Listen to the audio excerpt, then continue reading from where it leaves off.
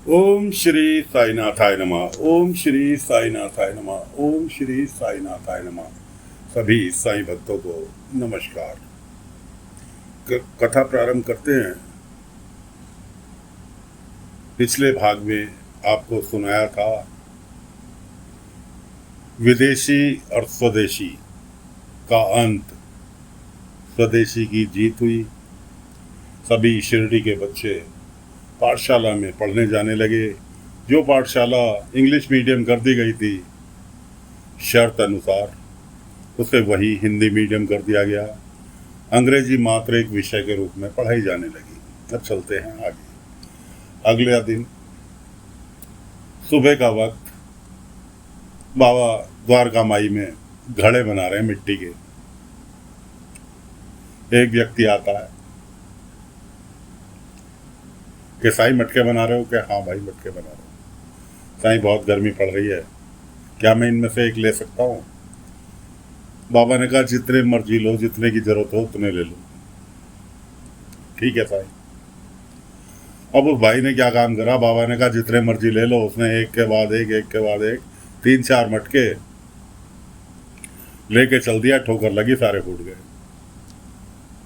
बाबा ने कहा था ना, जितने की जरूरत हो सिर्फ उतने लेना। क्या तुम्हें इन 4 मटकों की जरूरत थी? नहीं साईं, मैंने सोचा कि 2 दिन तक पानी रखा रहेगा। बाबा ने कहा लालच इंसान को पतन की ओर ले जाता है। उधर आपने याद होगा आप सभी को, भीमा जिसे बाबा ने दास प्रथा से मुक्त कराया था, आजकल वो अपने बीवी बच्चों के साथ यहीं शिरडी में रहता है, मेहनत मजदूरी करता है और फिर गुजर बसर करता है। उसका बड़ा भाई, अब उसे बेटी की शादी करनी। साहूकार ने टाइम दिया कर्जे के लिए, कर्जा लेने जा रहा साहूकार के पास बेटी की शादी करने के लिए। तबीयत ठीक नहीं है, घर वाले रोक रहे हैं, लेकिन वो सुनने के लिए तैयार नहीं। जंगल में चलते चलते बेहोश हो जाता है। वहीं से एक बैलगाड़ी गुजरती है, उसमें एक पति पत्नी जो कि बाबा के भक्त शिरडी आ रहे हैं, मदद मांगते हैं। तो उन्होंने कहा शिरडी थोड़ी दूर है, हम पैदल चले जाएंगे, बैलगाड़ी आप ले जाओ। इन लोगों ने कहा हम भी साईं के पास जा रहे हैं। उन्होंने कहा हम भी साईं के पास जा रहे हैं। कोई नहीं, आप बैलगाड़ी में बैठ के चले जाओ, हम पैदल आ रहे हैं। ये लोग बैलगाड़ी में बैठ के पहुंचे। भीमा और उसका भाई, बाबा ने लिटा लिया, उपचार वगैरह करा, होश आ गया। उसके बाद ये लोग पहुंचे, नाम था सदाशिव। सदाशिव और उसकी पत्नी दोनों पहुंचे बाबा के पास। साईं, आपका बहुत बड़ा भक्त हूँ, मेरे भगवान के दर्शन हो गए, ये वो मक्खनबाजी वाली बात। कोई बात नहीं, बाबा ने बैठाया।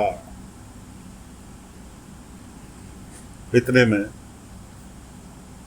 वो बैलगाड़ी वाला आया, कहने लगा भाई अपना सामान तो उतार लो, जो जल्दीबाजी में आपने नहीं उतारा था। सामान उतार लिया। उसमें एक छाता था जिसमें सोने का काम किया हुआ था, सोने के रतन जड़ित। ये लोग, सदाशिव और उसकी पत्नी पैदल पैदल आ रहे थे। रास्ते में कुछ चोरों ने इन्हें घेर लिया, सारा जेवर वगैरह उतरवा लिया। खंडोबा मंदिर के सामने की बात। वहीं पर बाईजामा और चंदू गुजर रहे थे। सदाशिव के गले में एक सोने का लॉकेट पड़ा हुआ था, सोने की चेन में। जब चोर उसे छीनने लगे, कहने लगा ये नहीं दूंगा, इस पे तो मेरे साईं का नाम लिखा हुआ है, ये नहीं दूंगा। छीना झपटी होने लगी, मारपीट होने लगी।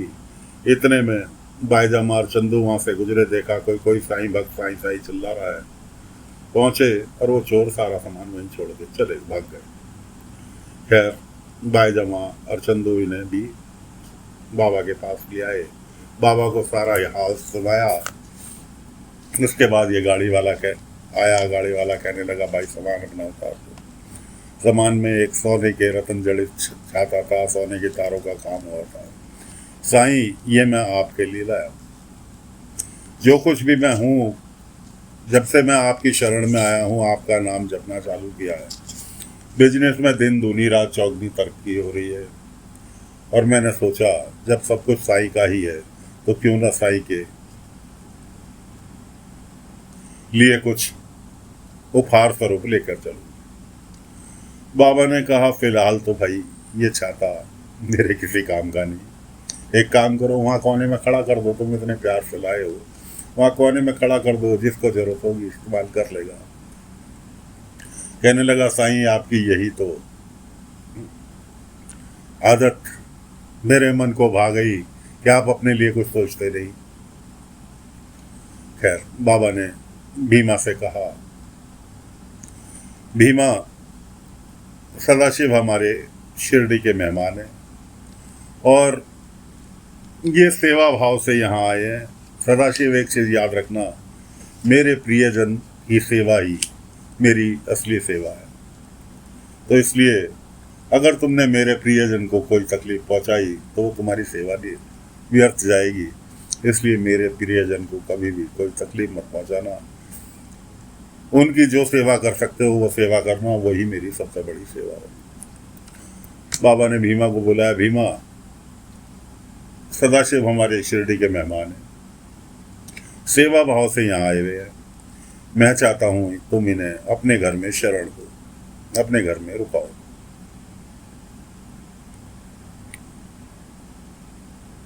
भीमा निकल के आया बाबा के पास। साईं, आप तो जानते हो कि 2 वक्त की रोटी अब कैसे खाते हैं। छोटा सा छत सिर छुपाने के लिए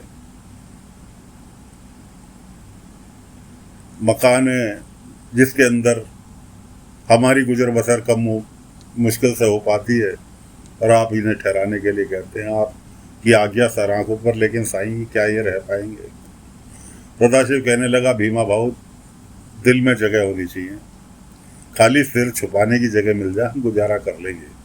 जब जो साईं ने आज्ञा दी है इसका पालन तो हमें करना है। कोई बात नहीं। भीमा जो थे ले गए अपने घर। सुबह से शाम हो गई, शाम के खाने की तैयारी हो रही है। भीमा और उसकी पत्नी बात कर रहे हैं। तो कहने लगे, भैया तो बड़े रईस आदमी हैं, इन्हें खाने में हम तो दाल चावल खिचड़ी बना के खा लेते हैं, क्या इन्हें वो खिचड़ी परोसते हुए हमें अच्छा लगेगा?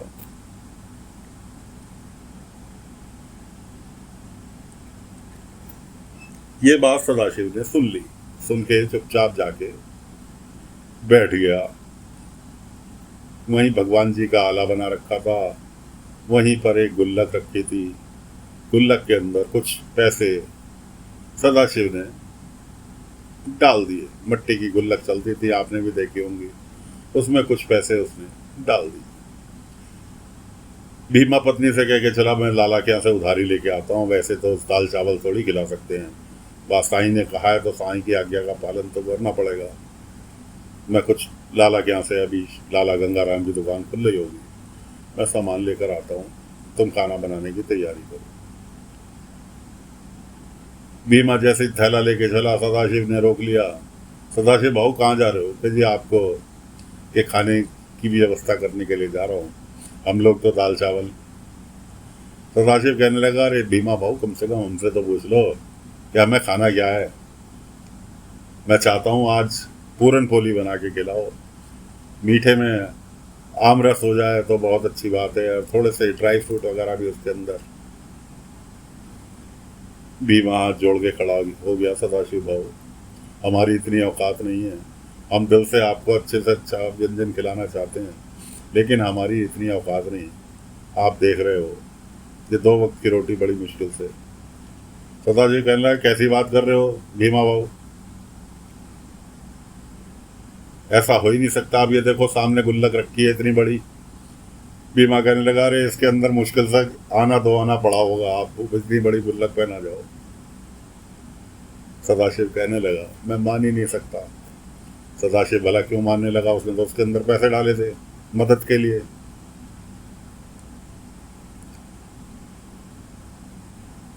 भीमा ने गुल्लक उठा ली। कि मैं आपको कैसे यकीन दिलाऊं सदाशिव भाऊ, खाली है गुल्लक। गुल्लक उठाई तो गुल्लक का वजन उसे बढ़ा हुआ दिखाई दिया। हिला के देखा, उसने भी देखा, पत्नी ने भी देखा, ये क्या है भाई। उन्होंने तुरंत गुल्लक को फोड़ दी। गुल्लक को फोड़ दिया, उसके अंदर कम से कम सिक्के, कागज के रुपए, इस तरह से बहुत सारे पैसे, लगभग 200-250 रुपए उसके अंदर गुल्लक को होंगे। उधर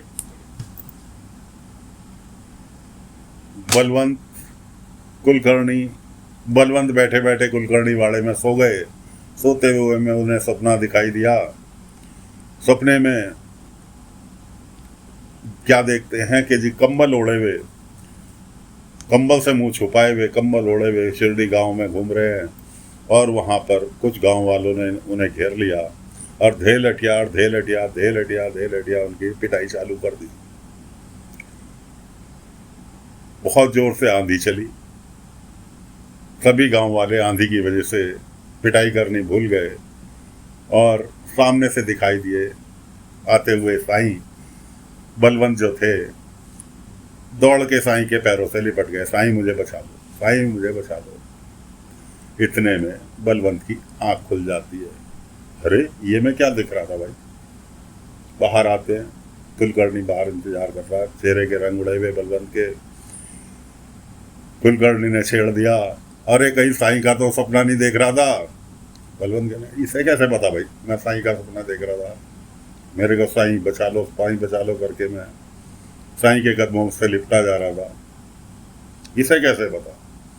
खैर, तो फिलहाल भीमा के घर पे मेहमान बाबा ने भेज दिए। अब भीमा की मदद भी हो गई। अब भीमा कैसे मेहमानदारी निभाता है, अगले अंक में आपको फिर लेकर हाजिर होंगे आगे की कथा। फिलहाल कथा को यहीं पर विराम देते हैं। अगले अंक में आगे की कथा लेकर फिर हाजिर होंगे। तब तक के लिए आज्ञा दीजिए। ओम साई राम, ओम साई राम, ओम साई राम।